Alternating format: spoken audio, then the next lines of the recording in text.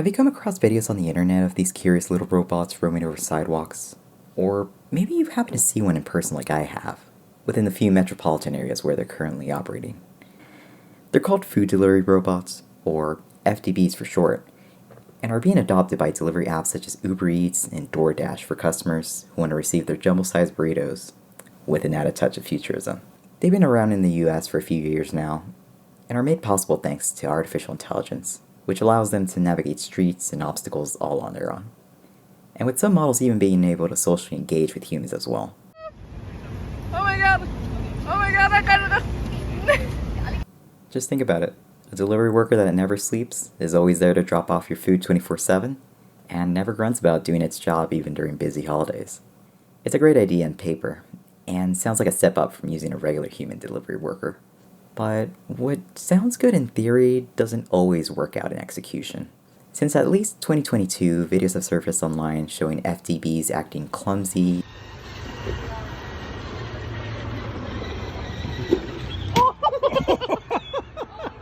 uncoordinated, obstructing vehicles,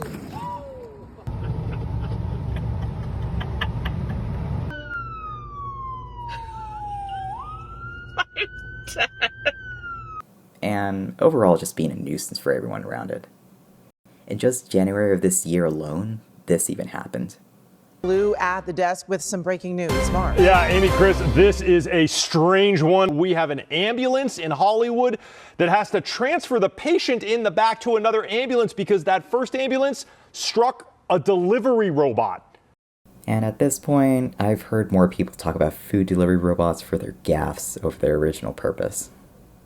They were really brought to my attention though when I came across an outspoken critic on Instagram under the username FilmTheRobotsLA, who records his interactions with one brand of food delivery robots within the streets of Los Angeles, California. Much of it hilariously consists of him cursing and arguing with them in public. Yeah, your mother's a washing machine. That's right, Felicia. Your mother's a washing machine. Hey, Felicia, I just want to say I'm sorry about the other day when I said your mother was a washing machine. I think that was uncalled for and I apologize. I'm sorry. Felicia, I'm sorry. Then you're just gonna sit there and ignore me? You know what? You know what? And your mother too. She is a washing machine. She's a cheap ass top loader. Your mom's a cheap ass top.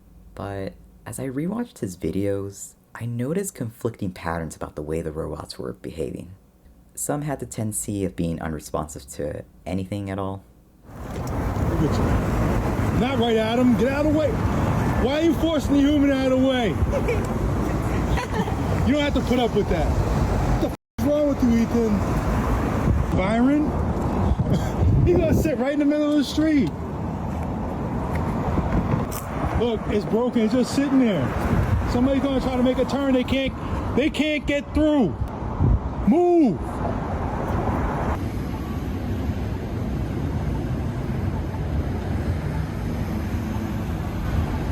Oh man, it's broken down. Meanwhile, others were on the completely opposite end of the spectrum, reacting intuitively to social cues and obstacles within seconds. Now here he comes. And now you come. And now you come. Look at him. Right. You little punk asses. You know. Oh, Virgil, what the happened to you? Oh man, somebody knocked out Virgil. Look at him. Blink if you're okay, Virgil. All right, Virgil's blinking. Oh, he turned around. Who is it? Hey, Indy, you gotta watch out. They might set you on fire. That's what they do to robots. I don't want them setting you on fire. I want to set you on fire, Indy. I want to do it. Don't take that away from me. So be careful. Be careful, Indy. Artificial intelligence, but it only works half the time? Curiosity got the best of me though, and I started digging into the world of food delivery robots. I even went out and studied them in their natural habitat. Hold on, little clanker. Hold on, little clanker, I'm coming for you. For the purposes of this video, and irrelevance to my area, I looked into two US-based companies which operate the largest fleet of FDBs within the country. those being Serve Robotics and Coco Robotics. And to keep things simple, I'll shorten each company's name as Serve and Coco respectively. So, who are they? Let's first start off with Serve, as it's the oldest of the two. It was founded in 2017 by Postmates, a food delivery service, go figure, under their robotics department, after asking one simple premise: what if delivery was designed for people, not traffic? This led them to design their flagship model going by the same name. A green and white anthropomorphic carriage, animated by LED eyes, with each unit assigned a unique persona name such as Bowen, Marcus, and Scarlet for added character. It also comes with a touchscreen interface that displays messages about the bot, and is used by customers to unlock their food upon arrival using a number code. You can tell they've thought it through in keeping your food safe from would-be thieves during delivery.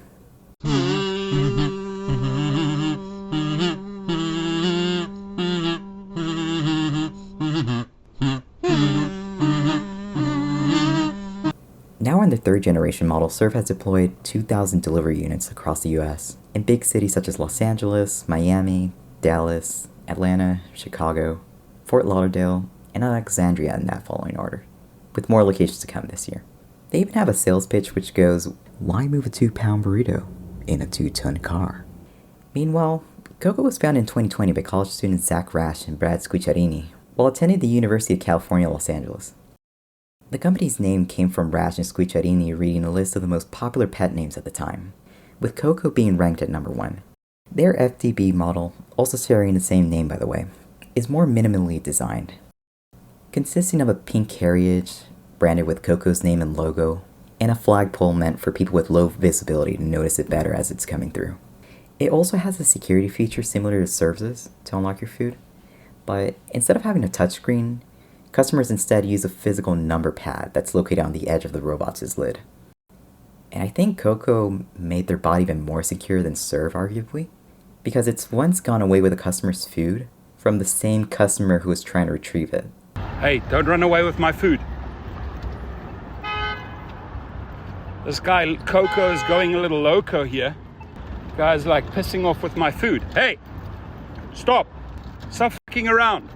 Bring my food back, Coco. Now in their 4th generation model, Coco has deployed over 1,000 units across Los Angeles, Miami, Chicago, and Helsinki? No, not the one in Finland, the one in Florida. Both have now partnered with Uber Eats and DoorDash, big chain stores starting with 7-Eleven, and big chain restaurants as well, such as Jack in the Box and Little Caesars, to help fulfill deliveries. Small mom and pop shops aren't left out of this either, as they're able to apply for Serve's and Coco's services as well. The way that these robots navigate the world is thanks to cameras and LiDAR sensors, which is installed everywhere on the units, from the front to the sides and even the back of the robots, just to see everything around them. Then the cameras and sensors are cross-referenced with an internal GPS map and processed by artificial intelligence to let the robot know if it's on the correct street, how close the pedestrian or obstacle is from them, motion planning, and so on and so forth. This magic is what gets them marketed as autonomous and self-driving according to these companies. And because of this, big figures within the AI industry are already investing in them. Serve getting a lending hand by NVIDIA through their hardware line of Jetson Orin AI computers, which helps power their robots. Their software called the Isaac robotic development platform. And NVIDIA's is the Omniverse, an AI library and microservice for building robots. Coco, on the other hand, has been invested by Sam Altman, co-founder and CEO of OpenAI, you know, the guys behind ChatGPT, for a cool $80 million. And OpenAI themselves have even partnered with Coco to help run their FDBs using their artificial intelligence. All of this in optimism for a potentially new booming industry. But let's be realistic here and ask a couple of questions. Are these food delivery robots capable enough to ever replace human delivery workers? Are they as fast, or even faster than someone delivering by car or bike? No, not at all. According to both companies' websites, each delivery bot is listed to have a maximum speed capacity of 11 to 15 miles per hour, or about 18 to 24 kilometers per hour.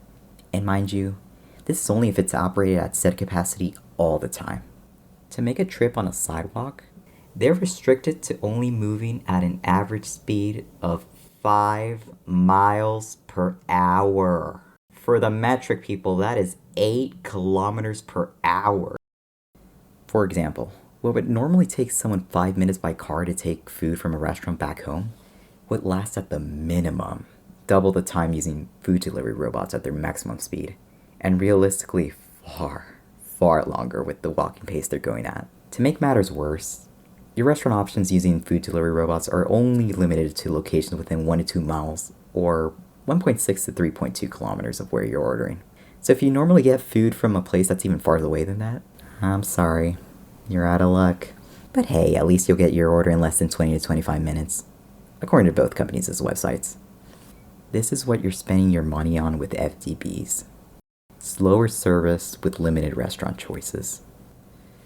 And speaking of service, a claim I hear often by FDB supporters is that it could be useful for people with disabilities. Ironically, those I've heard using this argument tend to not have one themselves. Almost as if they're using someone else's experience to push a personal rhetoric, instead of actually advocating for those in the community.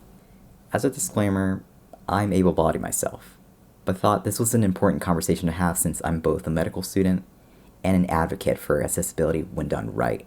Therefore, anything I'll mention here has been reviewed by peers who are not only disability advocates, but have direct experience in living with disabilities themselves. First of all, a disability doesn't look like one thing. It could be physical, mental, or invisible. And while these companies have tried to implement some accessibility features on their delivery robots, it's not been done well in my opinion. Anthony, how is your eye doing?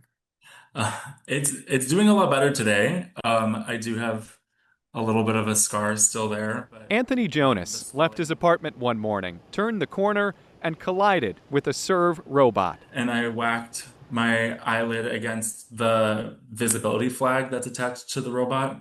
Blood and urgent care, stitches, the whole thing. In fact, I've noticed more design flaws than good. It'll be practically impossible to fix them all. Biggest example is how delivery robots don't often move around pedestrians while sharing the sidewalk. Dude, you have all the space to just get around these people. Wait, keep on going. Literally, you have no one else here. You have no one else here. It might sound self-entitled, sure, but think about it. Who always has the right of way within the street? Pedestrians. Who is the sidewalk designed for? Pedestrians. I want to emphasize that when a food delivery robot approaches someone, it has a habit of staying in place and plays the waiting game until the human goes around it. This is all despite being perfectly capable of making turns and even moving backwards if it needs to. A friend of mine even managed to purposely stand in front of a CocoBot while in the middle of delivery just to see how it would react.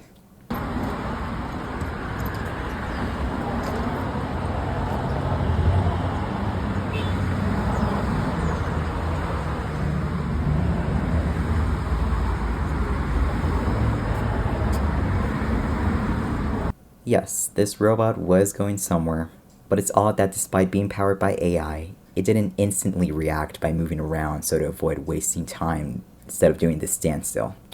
So it does this with able-bodied pedestrians. Now imagine how much worse it is for people that use wheelchairs or mobility scooters. Why'd you force them in traffic like that? Let me introduce you to Mark Cheney, a licensed therapist living in West Hollywood, Los Angeles, who's a mental health and disability advocate while living with cerebral palsy. Due to his condition, he uses a crutch and mobility scooter to get around, and on September 12, 2025, while riding his mobility scooter on a sidewalk, he recorded this incident with a Serve robot obstructing his path.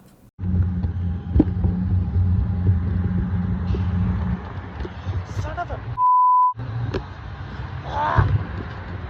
Oh my god. Seriously? Damn it. Ah! Seriously. This incident occurred in his very own neighborhood. There is no such thing as intelligence being used in these artificial intelligence robots. For this next point, I want all able-bodied people's attention to watch the following clips and see if you can notice a design flaw here.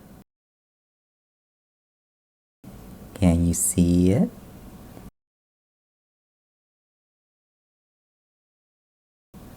Do you see what I see?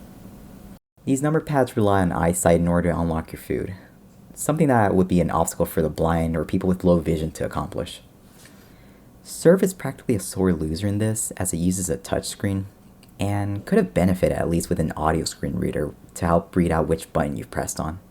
As for Coco, its number pad consists of a flat touch sensor that lacks any raised buttons or braille on top for people to read. And on top of that, these robots are not accessible for people living in multi-story buildings.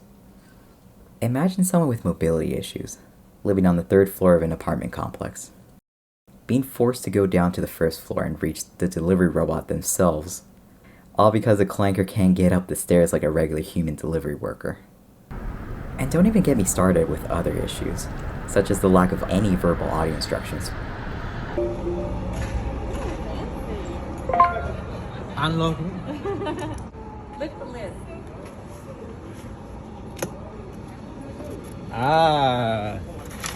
Without either feature, someone might not know the food delivery robot has already arrived, won't be alerted in case they're right in front of it, or will have a clue on how to open the bot in order to receive their food.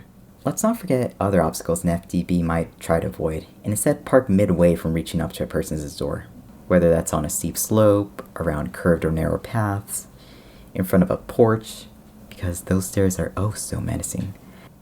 These are obstacles which could make someone with mobility issues risk coming outside of reach of food delivery bot themselves, at the cost of possibly falling or overexerting their bodies.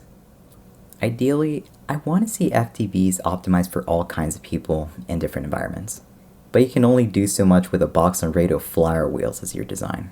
Despite these flaws, Serve and Coco have marketed their FDBs with buzzwords such as autonomous, self-driving, smart, and reliable. They really like to emphasize these in the press and interviews, and it makes sense at first thought. These robots are powered by artificial intelligence, which is what makes them capable of navigating streets and bringing someone's food from point A to point B. Until I learned a new vocabulary term, teleoperation. It's a word that refers to operating machines from distance. And if you go to Serve's website and click on the tab which says teleoperation, it brings you to a subsidiary company of theirs named Voices, which describes itself as software for safe teleoperation, video communication solutions over unreliable public 4G/LTE networks, for monitoring and remote control of autonomous vehicles, machines, and robots. If you scroll down, there is even a section titled Used in Many Industries, and we see that a familiar robot appears there. After this, there's other header lines such as advanced features over safe monitoring over 3G, and efficient video transmission from autonomous vehicles. I'm concerned if Serve is being run on 3G internet, as that's pretty slow for operating a machine that's supposed to be reacting to their environment in real time. Voices also has a YouTube channel which shows how employees pilot robots for different applications. If you're still in denial though about human pilots being used, Serve themselves even has a software page mentioning how an employee can operate multiple Serve delivery bots at once. Yo, he's remote controlling it. No, fucking PlayStation remote. No way, that's real. Let you know right now, you continue recording this, my company, my after you. Who? This company? Why, this is a secret? I can't just be showing you stuff like that. Okay. As for Coco, they've also admitted to this in the most oblivious way I could ever witness.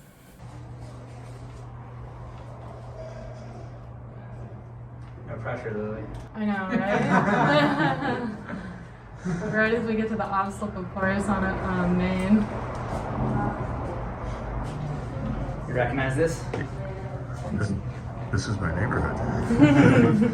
And so this is where we started. She actually just drove right by where our first office was, so this is where most people saw the robots for the first time. So we just started working with a lot of the merchants on the street. This is an official video by the Coco Company, part of an LA Times article titled "Who's Driving That Food Delivery Robot?" It might be a Gen Z gamer. And in 2023, CEO of the company, Zach Rash, participated in an audio interview where he not only mentions the use of human pilots himself, but also how to apply for one and get trained as well. This is Marketplace. I'm Kai Rizdal. Zach is Zach Rash. He's a co-founder and the CEO of the company that makes these things. We looked at a list of cute dog names, and Coco was number one. No, that is the real story. Big companies from Uber to Domino's and a whole bunch of startups are trying to figure out how to make it more efficient and profitable with robots. But a lot of companies are really focused on autonomy and R&D, and it's a team of engineers spending, $1 billion a year to say, how do we make this completely autonomous? Right. So we started with remote drivers. People are in this mix intentionally. That's part of the plan. That's part of the business model. Yeah, correct. Tell me about the drivers. Who are they? How do you find them? What kind of training do they get? We like people who are good at video games. So our interview is a video game. We do training in simulators and video games, and so it's a lot of young gamers. And that's sense. That's a great demographic to tap into. And they've got the dexterity with the controllers. And yeah, exactly. You need people with that hand-eye coordination. Right. The best part about this is how it's listed directly on their website underneath their news page, alongside another article called "The Human-Operated Sidewalk Robots with Added Smiles."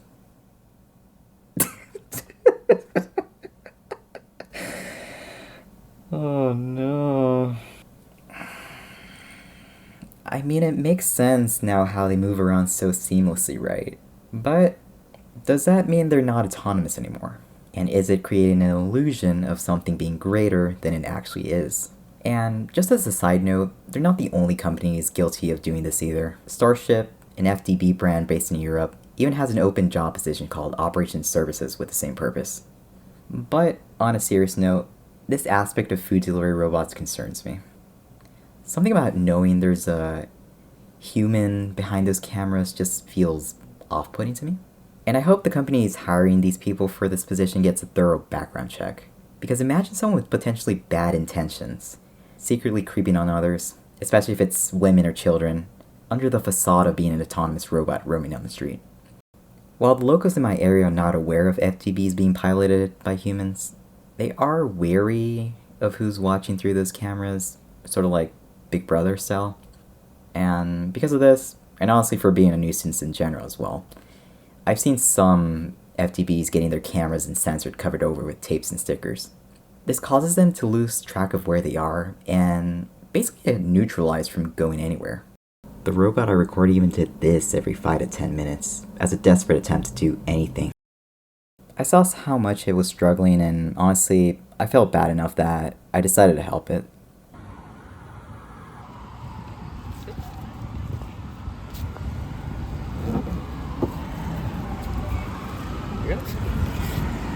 There you go. Let's play devil's advocate for a moment and say that both companies are using human pilots in order to make sure that these robots are not only operating seamlessly, but also resolving any sudden scenarios that might arise in case artificial intelligence can't figure it out on its own. It's the most optimistic way of looking at it, but I feel like there's a more cynical nature to this. These pilots are being used as training data for the robots until the same technology becomes smart enough and automates them away. Serve actually hinted me to this, thanks to a slide presentation I found for their investors. Made for a corporate presentation back in November 2025, it starts off with a disclaimer about their slides, mentioning, "These statements are not historical facts or guarantees of future performance, but represent management's belief the time the statements were made regarding future events which are subject to certain risks, uncertainties, and other factors, many of which are outside of our control. Actual results and outcomes may differ materially from what is expressed or forecast in such forward-looking statements." And their next slide includes their sales pitch, accompanied by an amazing illustration. But most importantly, if we go on to page 18, it talks about the levels of autonomy food delivery robots can achieve, and Serve stands out at a 4 out of 5 here, reading, "No human in the loop for safety within its designated operational design domain."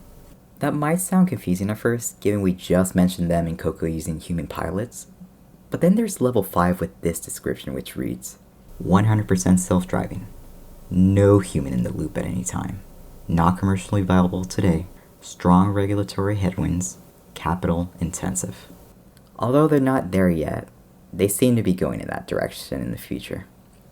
These robotics companies are trying to redefine how food delivery looks like, but at the cost of removing one important aspect that's impossible to replicate efficiently, that being humans. They want to put a lot of investment, research, and mass manufacturing onto these robots in hopes that they can accomplish just the basic things that a human can already do, such as going up a set of stairs. But it first starts off with them going after minimum wage delivery workers, replacing them with robots secretly operated by humans, and once the robots are trained enough to do things on their own, replaces those humans as well. Will any of this push society further or backwards in the future? I'll leave that for you to answer. But for now, I'll still see them in my area, roaming around for the time being, while they leave behind broken robot parts for other people to clean up. Like this flagpole I found in the middle of the sidewalk. I guess I could wave it around like a pride flag. You gonna try it again? Don't even think about it. It's not gonna work. Look, he's doing it in slow motion. Oh, oh, oh! Maximus! What the hell did you do?